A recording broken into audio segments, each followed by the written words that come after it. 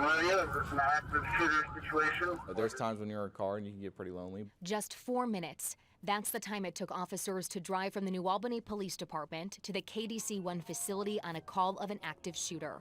I said a couple prayers on the way there, for sure. Were you in a cruiser by yourself? Mm-hmm. What were those moments like for you? You're alone, for sure. These members of the New Albany Police Department were the very first on the scene that night. Sergeant Ian McCord is one of the shift supervisors.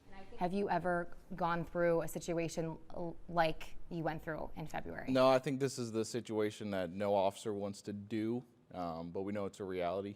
Their night began here at the department in roll call, but within seconds of starting their shift, the night took a turn. I showed these officers the moments play out on body camera video. What I remember them saying was active shooter out at KDC, and I think it just threw all of us off. We kind of all just froze, looked at each other, and then just took off.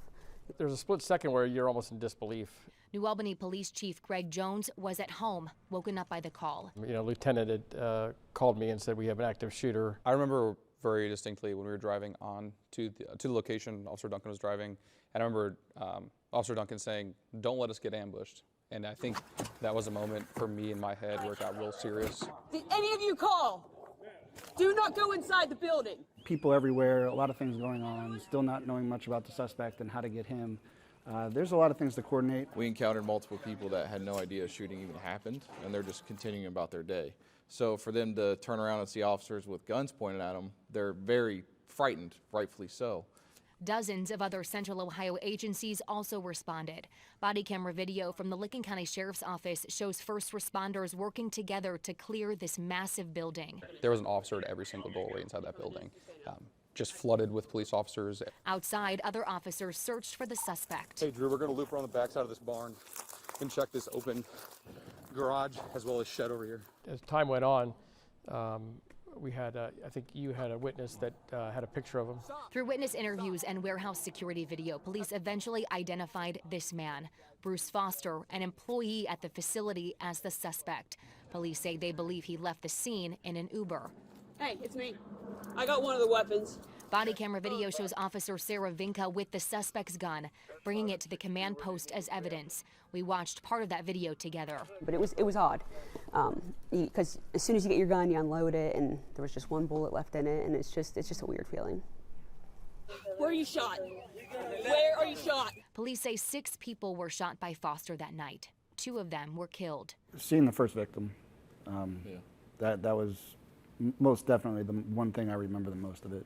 So the 2 guys I had right here fought the guy and wrestled the gun away. The guy got shot and wrestled the gun away. 2 people lost their lives, and the other shooting victims are, you know, we'll never forget this. Deep breaths. Okay, you're doing great.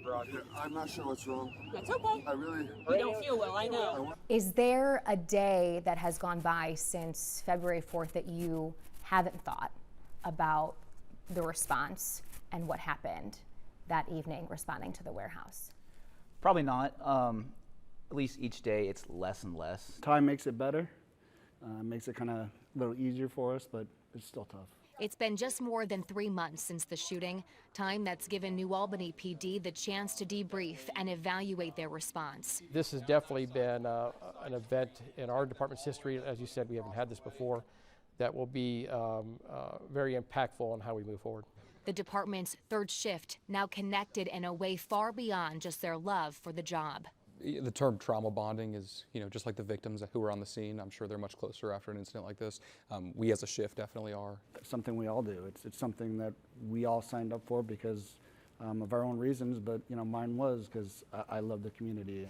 These officers also shared the emotional moments, reconnecting with their families, saying how important it is to have a strong support system after going through an incident like this. That support system also coming in the form of counseling here at the police department. But they say their shared experience, all arriving at the scene together that night, has created an unbreakable bond for their team. On your side in New Albany, I'm Kate Seifert, ABC6 News.